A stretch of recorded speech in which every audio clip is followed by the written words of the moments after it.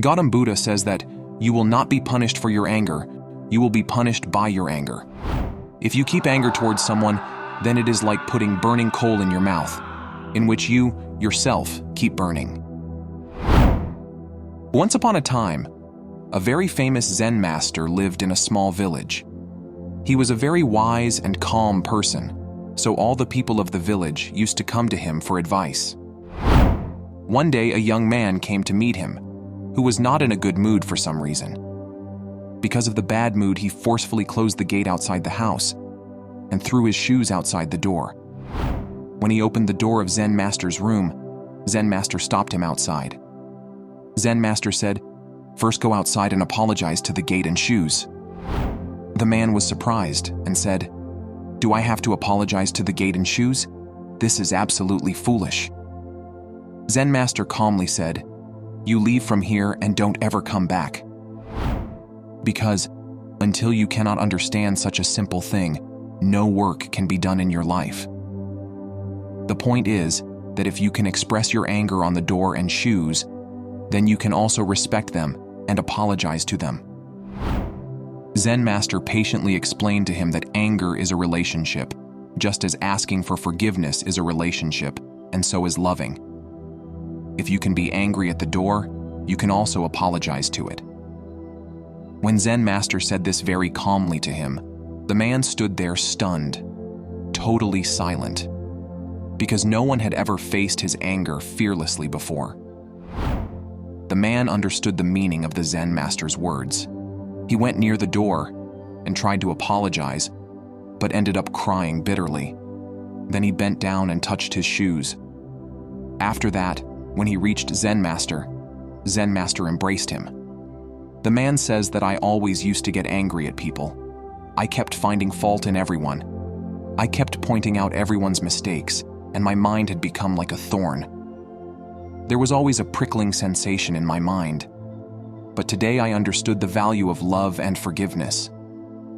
The Zen Master is saying that when you forgive someone, it not only makes your heart bigger, but it also brings peace to your mind. And once you have that peace, it allows love to fill the space where there was once conflict or hurt.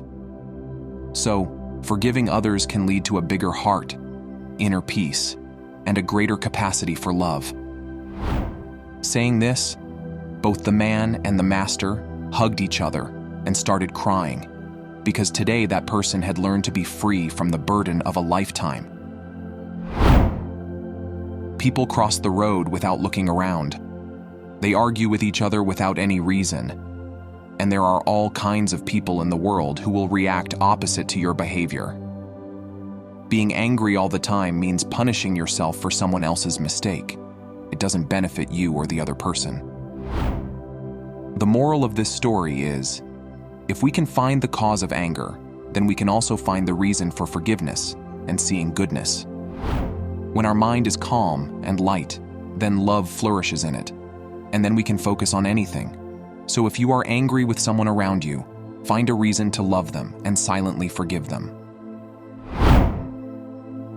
In the Buddhist tradition, there are 51 categories of mental formations. Anger is one of them.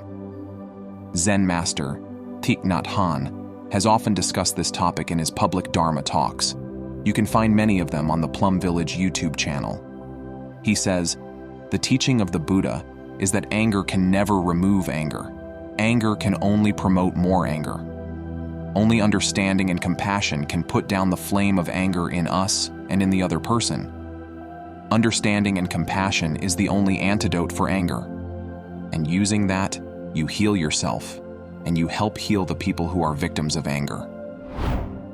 In the book Anger, the Wisdom for Cooling the Flames, he says that when we get angry, we suffer. If you really understand that, you also will be able to understand that when the other person is angry, it means that she is suffering. When someone insults you or behaves violently towards you, you have to be intelligent enough to see that the person suffers from his own violence and anger. But we tend to forget. We think that we are the only one that suffers, and the other person is our oppressor. This is enough to make anger arise and to strengthen our desire to punish. We want to punish the other person, because we suffer. Then we have anger in us. We have violence in us, just as they do. When we see that our suffering and anger are no different from their suffering and anger, we will behave more compassionately. So understanding the other is understanding yourself, and understanding yourself is understanding the other person. Everything must begin with you.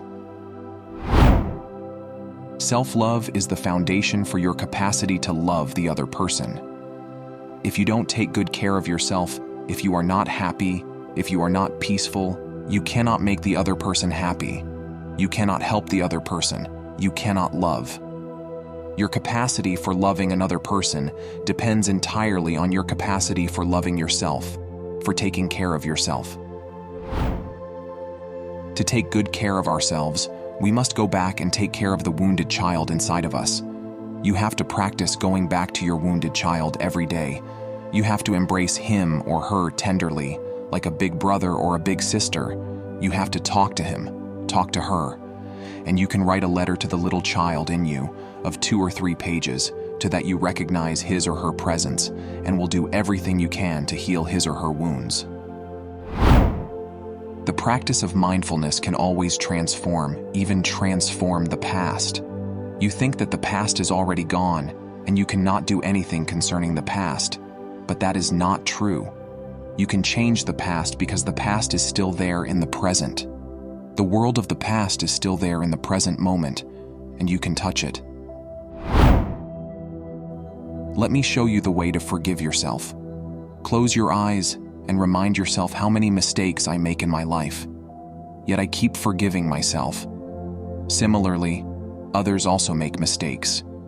It is not so easy to change yourself. I understand this, so I can forgive everyone. Forgiving makes me feel good. My mind gets peace, and by forgiving, I can love everyone. If I have to make a relationship, then let's make a relationship of love and peace.